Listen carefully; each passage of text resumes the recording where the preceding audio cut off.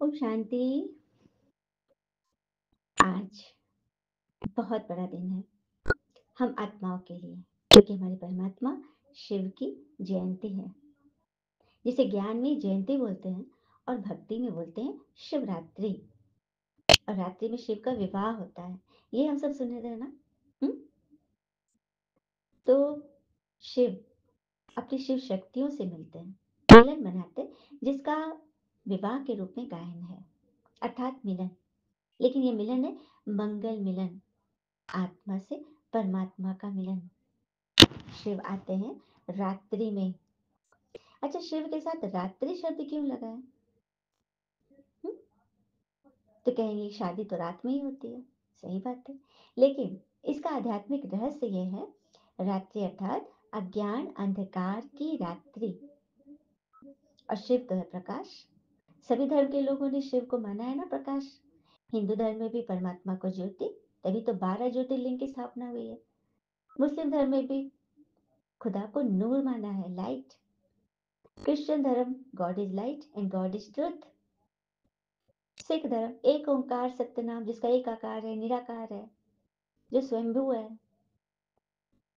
सभी धर्म, जापान हो, चाइना हो, सभी लोग एक डॉट को मेडिटेशन करते हैं। हुँ? उनसे योग लगाते हैं। तो वो कौन है?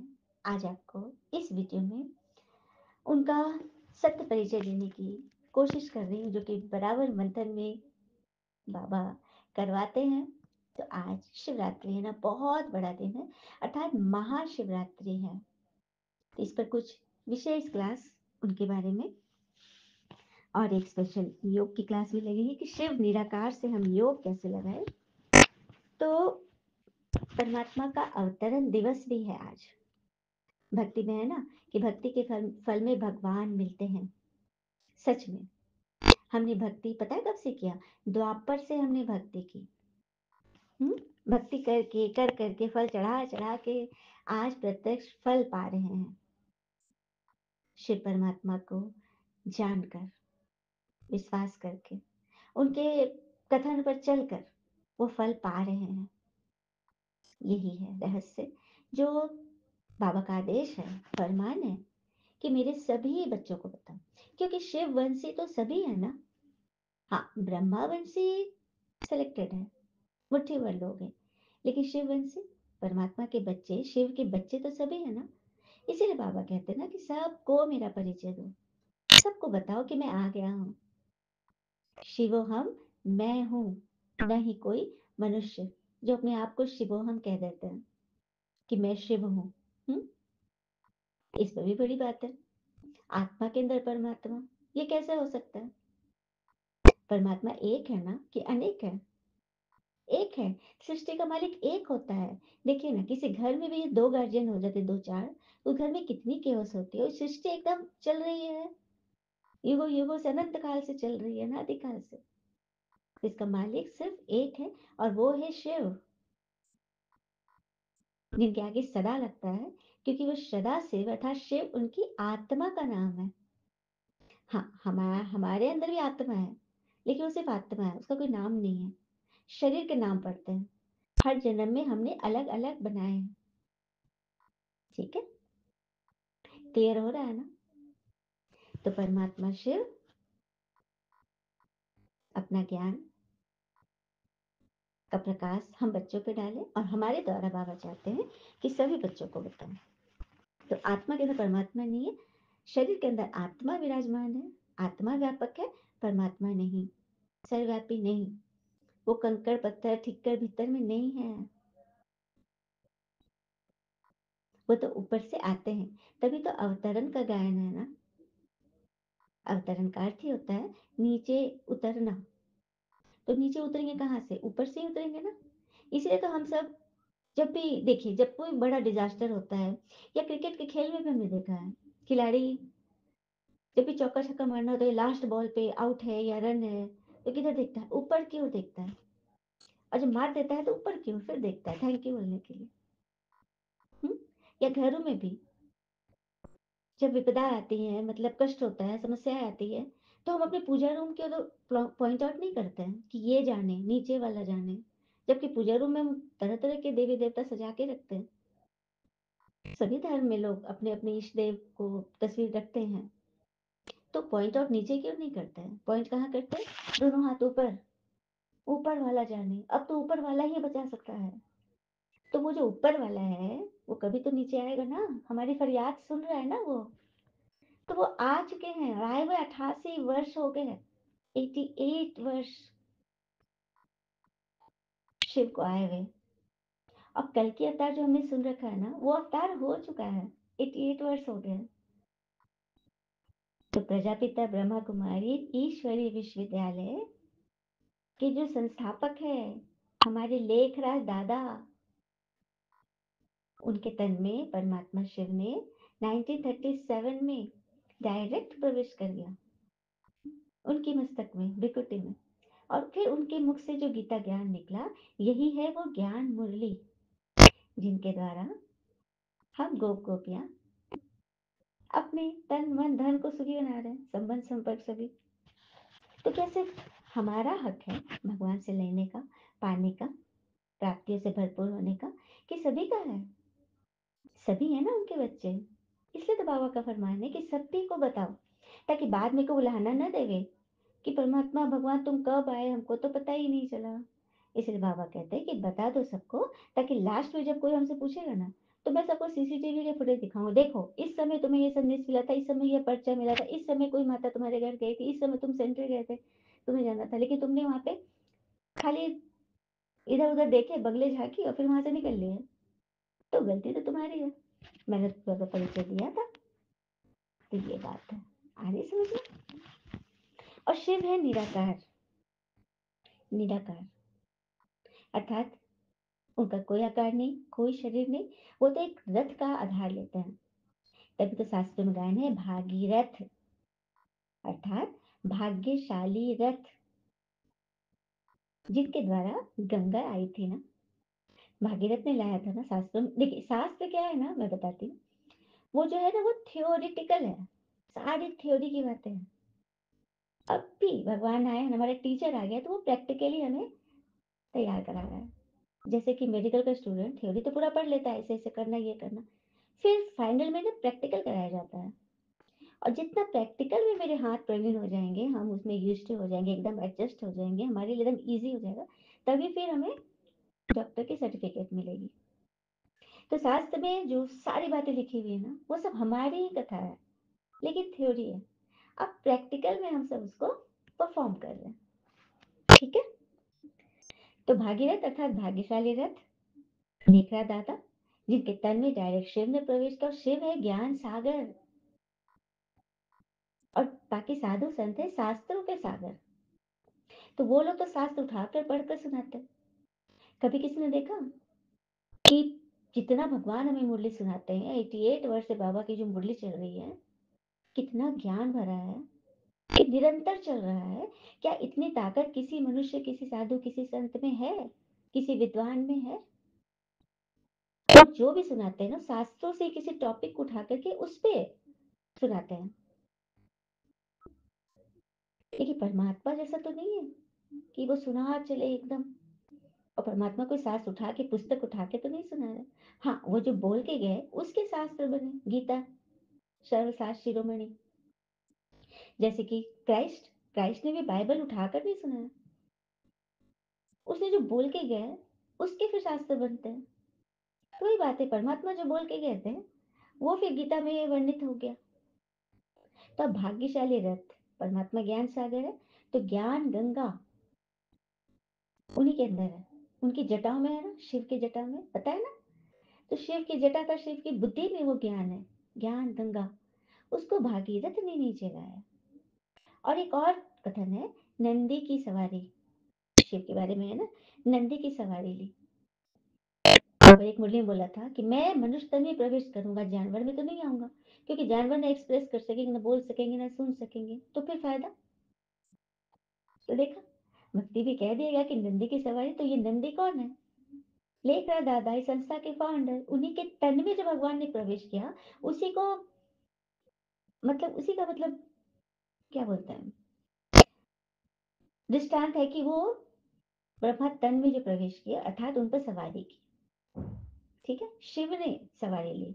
और ये भी तो है ना भक्ति में कि बैल के कान में कहो तो शिव तक संदेश जाता है ना ये बात। तो ब्रह्मा के कान में, तो ब्रह्मा को जिसने मान लिया, शिव तक संदेश चला गया।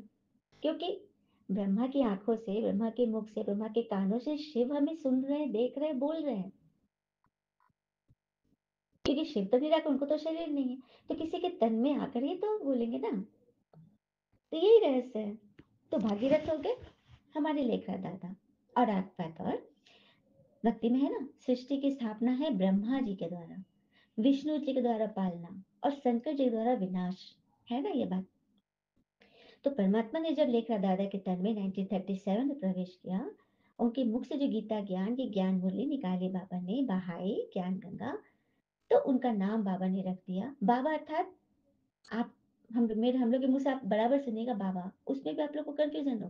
बाबा अर्थात कोई गुरु गोसाई नहीं, बाबा अर्थात पिता, हमारी आत्मा के पिता, सभी के पिता है। तभी तो भक्ति में हम गाते हैं ना, तुम ही हो माता पिता बंधु सखा।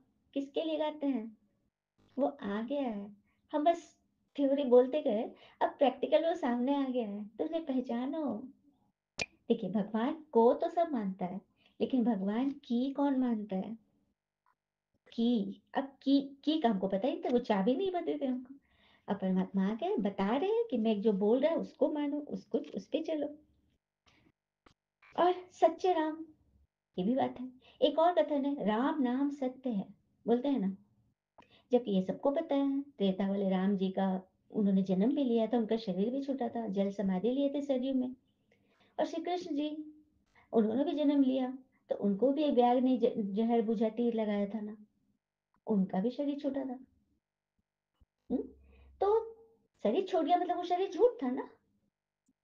लेकिन सच, सच्चे राम कौन है? वो राम जो निराकार है, परमात्मा शिव।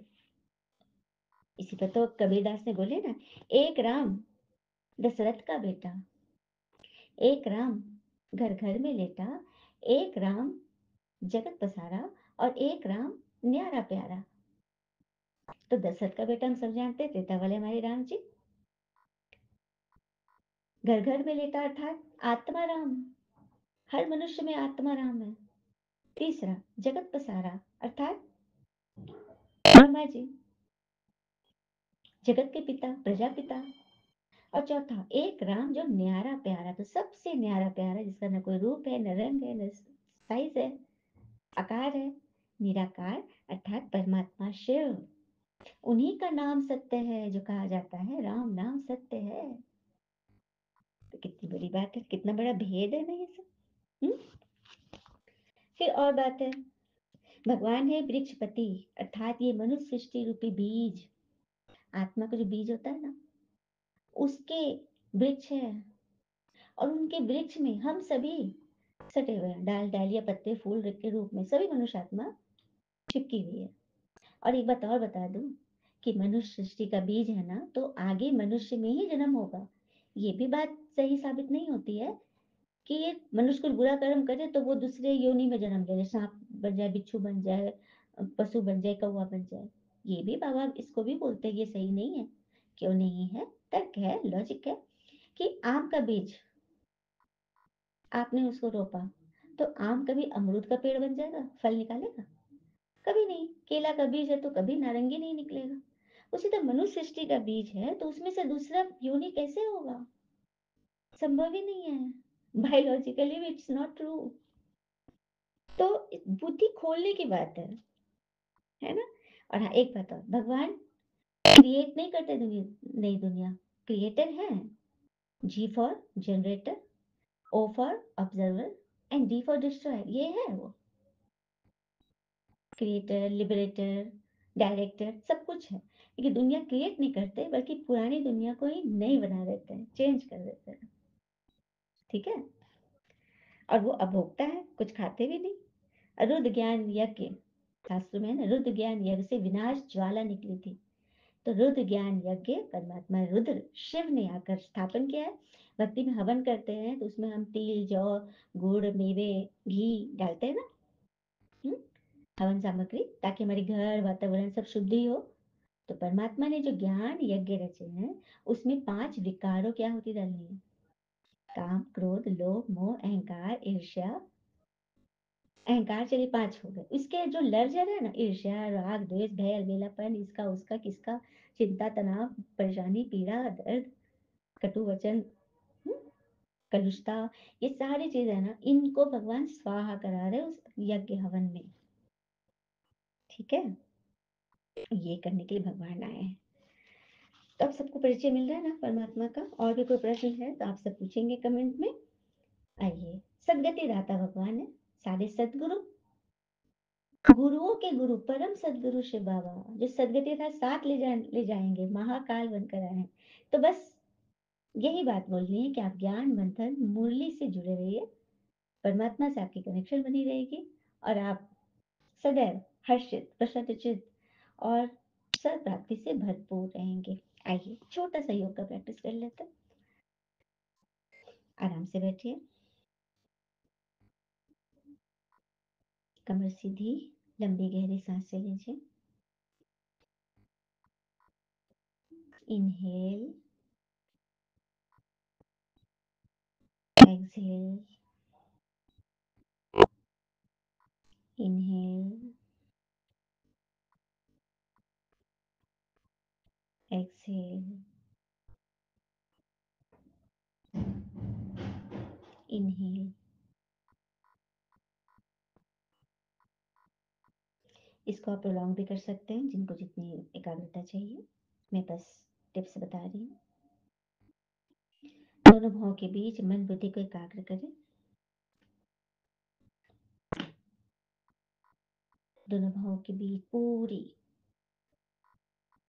अपनी पूरी चेतना को वहां पर केंद्रित करें। फील करें मेरी आत्मा भृगुटी सिंहासन पर विराजमान है।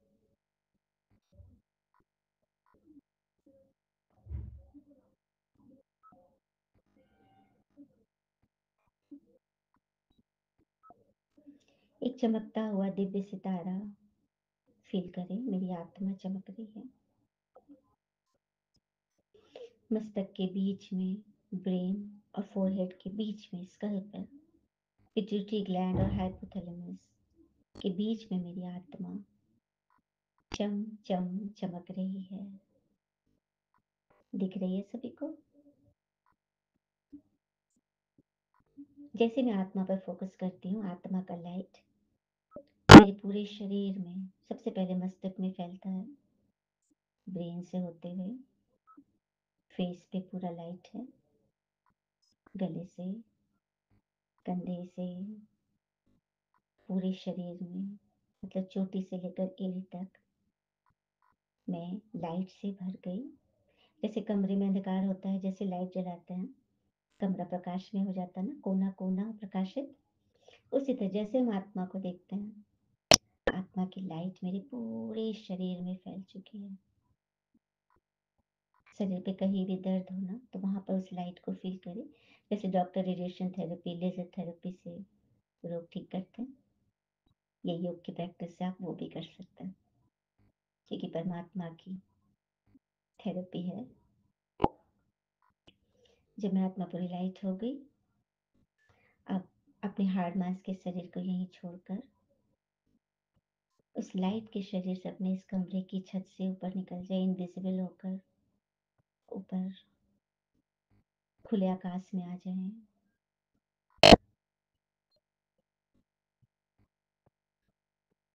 आकाश से होते हुए सूर्य, चांद, तारागणों के बीच से होते हुए मैं आत्मा, धीरे धीरे फील कीजिए मेरे लाइट का दाया पैर भी लुप्त हो गया। उसके बाद बाया, धड़ गायब, कंधे गायब, गर्दन। अब बचा मेरा फेस। धीरे धीरे वो फेस भी एक आवाज के साथ फट कर गिर जाता है। और अब मैं बच गई एक आत्मा, ज्योति बिंदु आत्मा। मैं आत्मा, ज्योति बिंदु आत्मा। एकदम सीधे उड़ते चलिए। अपने घर, अपने पिता शिव के पास जा रही हूँ। शिवरात्रि को मैं निमंत्रण दे रही हूँ, बाबा आओ।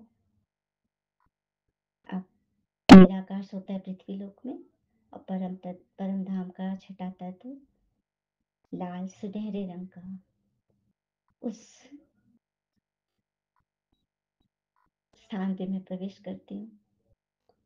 और सामने निराकार शिव बाबा अपने 7 कलर की लाइट से मुझे देख रहे हैं। फील कीजिए, भगवान आपके सामने है। आपकी आत्मा उनको देख तड़प उठी कि जिसे हम इतना ढूंढते थे वो इतना आसानी से यहाँ मिल गए, यहाँ छुपे हुए हो बाबा। बाबा की लाइट मुझे खींच रही है, और मैं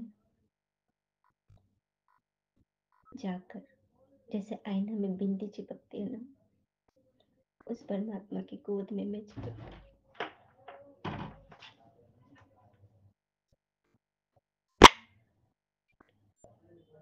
इस तरह से बाबा से मिलन मनाकर मैं आत्मा भरपूर हो रही हूँ।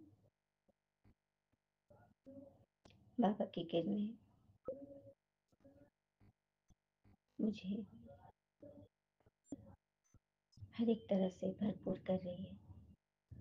जो भी कमी कमजोरी अंदर हो, वो बाबा के पास सारा मन का सारा बोझ उन्हें देकर हल्के हो जाए, एकदम छोटा बच्चा बन जाए। इस तरह से बाबा से मिलकर हम बच्चे फिर से नीचे उतर रहे हैं, जैसे हम आए थे उस तरह से उसी दिशा से होते हुए धीरे धीरे तारों के बीच से गुजरते हुए, सूरज चांद से होते हुए, विश्व ग्लोब को निहारते हुए मैं आत्मा अपने इस हाड़ मांस के शरीर में की भ्रिकुटी में प्रवेश कर जाती हूँ। अब मैं चैतन्य मनुष्यात्मा के रूप में स्थित हो चुकी हूँ। आप चाहे कुछ देर तक इस अवस्था को फील करें, और धीरे धीरे अपनी आंखें खोलकर शिव बाबा का धन्यवाद। ओम शांति शांति शांति। शुक्रिया बाबा।